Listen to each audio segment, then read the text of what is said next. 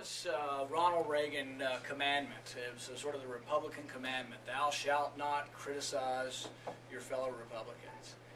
You know, I've been thinking about that. And I think, yeah, if we're going to live that way, what fun would it be? How many of us would even turn out for this tonight if we aren't willing to have at least some quarrels with people, even if we are Republicans or whatever party we're in, if we're not willing to say what we believe in? To me, if it were just about, you know, the partisan politics or just being a Republican or a Democrat or whatever party you want to be from, it wouldn't have been worth the drive up here. I mean, an hour and a half, if we didn't believe that there was something wrong with our country or something that needed to be changed or something so right about our country that we needed to bring it back. And to me, I think those things are important. Whether or not the 11th commandment ever really existed, I don't really think it did. One of the first big Republican things I went to is in 1976. I went to the Republican convention in Kansas City, and it was a knockdown, drag-out battle, and there were really factions. I mean, there was the Reagan faction and the Ford faction, or back in those days we like to call them the Rockefeller faction. And it truly was Rockefellers. Nelson Rockefeller was there, and if you look back at the old clips, you'll see the famous clips of him. I don't remember what the controversy was, but Nelson Rockefeller's ripping the phone out of someone's hands, and it's really dated because no one has phones like this anymore. But there's a phone and a table and a wire, and it's an old-fashioned rotary dial phone, and he's trying to get on it, and he's ripping it out of the hands of someone. But it was amazing, the controversy between the two candidates, and it was almost perfectly split. And I guess maybe I was a kid at the time, but I could see good and evil, and it was very clear there was good and evil. And anymore, that's kind of been blurred. There is no... for a lot of people, a great good and evil in the party anymore. People are either afraid to have good and evil, or we've all become conservatives. You know, if everybody's a conservative, then I guess everything's fine. You know, we had Republicans in power for 6 out of the 8 last years, all 3 branches of the federal government. We must be doing great, right? Because they were conservatives. We had compassionate conservatives or whatever. We got George Bush's brand of conservatism. But with George Bush's brand of conservatism, we doubled the deficit from $5 trillion to $10 trillion. And it's really, that is the ongoing problem for us. People say, well, they can punch around George Bush for one election, but now he's gone. Well, what's left from the George Bush administration and from the Republicans in Congress at that time is now the hypocrisy. So when we have a huge stimulus bill and Obama stands up there and says, who are these Republicans to criticize me? Who are they to say I'm a big spender and that this is too much government spending? They doubled the deficit.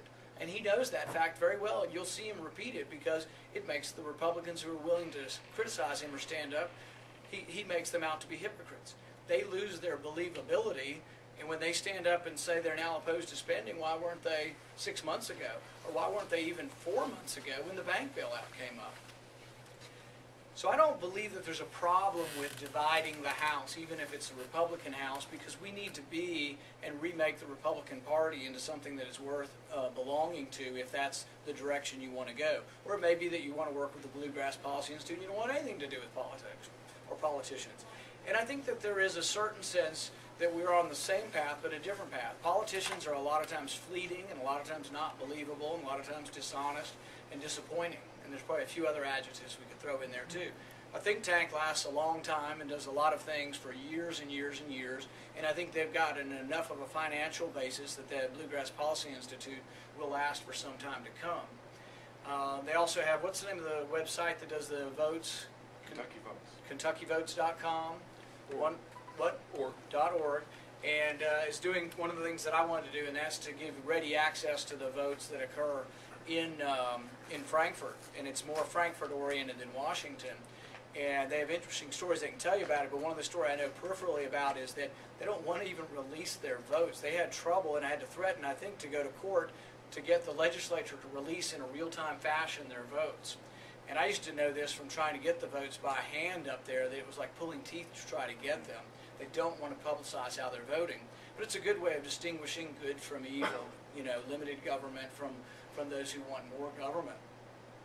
But with dividing the House, whether or not we should stand up and say this is the way we want the Republican Party to go, if that's the party we're going to work with, or the Democrat Party or the Libertarian Party or whatever you're going to do, I think in my case it's going to be choosing to work through one of the major parties, because I see that as the most effective way of trying to have influence over policy, and really the only way I think to get elected.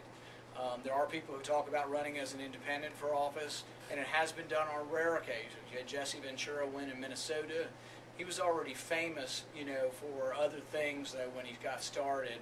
And I've heard this, but I'm not sure I can verify this, but I think he got a lot of Reform Party money after Perot had run. They took matching funds, and I think there were several $1 million that helped fund Ventura's campaign in the beginning, and that helped him.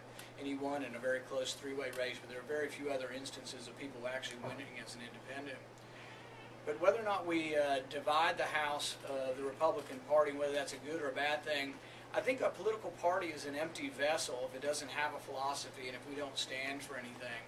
And I think what we need to do as a party is decide our direction. When I traveled around the country in the presidential campaign, part of my speech was, and I truly believe this, and I think the statistics back this up, is that the real question or the real big prominent news of the Republican primary in the presidential race last time was not who was winning, but that the party was shrinking. So every time you looked at a primary, whether it was Nevada or Indiana or a lot of these states that had been Republican, if you looked at the numbers were growing smaller. The Republican Party is shrinking. In Kentucky, they've been able to still win a few battles, but it is shrinking. And I think most people see the writing on the wall that the next general election will be a very close election between Republicans and Democrats. And we have to decide which way our party goes. Do we go and become a Republican Party that becomes like the Democrats? We had a statewide race for a seat in Kentucky, and the person who won the race for the Republicans decided Republicans have no place to go, so they'll just have to stay with me. I'll run as a Democrat in the general, and I'll bring them along by saying I can get more federal projects for you than the Democrat can because I have more seniority. If that's what it's about, I wouldn't have spent 2 hours driving up here for one day, because I don't really care to say I can get you more federal projects or that I might run for office to get you more federal projects. The government has no money. The only money the government has, they have to take from someone, and they don't even do enough of that, so we have huge deficits that are mounting. Chris and I were talking on the way up, and one of the things that a lot of people from our wing of the party or our movement will take is something called a taxpayer pledge, not to raise taxes.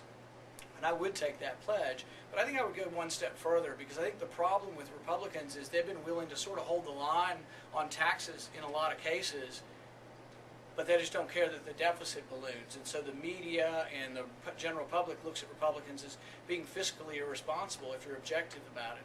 A lot of Republicans can't see that, but it's true. They became fiscally irresponsible. They held the line on taxes, but they did nothing about spending, and spending went through the roof. So if I were to run, I think one of the pledges that I would make prominent would be a pledge that I wouldn't vote for any budget whether it was unbalanced. And I think that's really what we have to do, because even in Washington, now that we have the Democrats in charge, they'll have a budget that I think is $1.75 trillion in debt.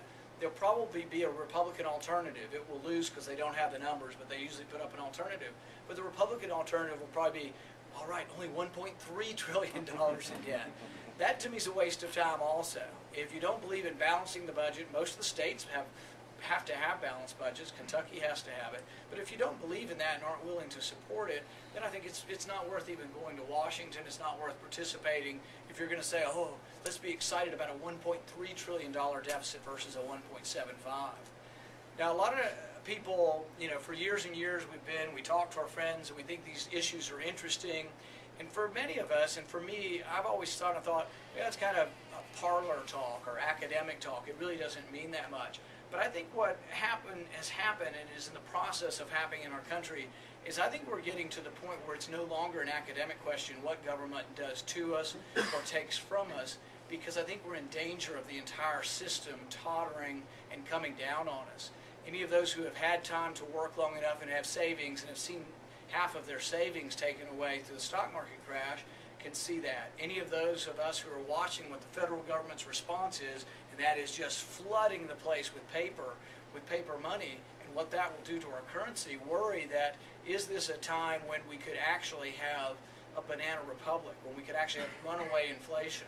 People have talked about this, and are these doomsday sayers, are they just crazy saying this? I don't think that's any longer a question. I think there is really a legitimate question whether or not we are on the brink of something that could be disastrous. People have flocked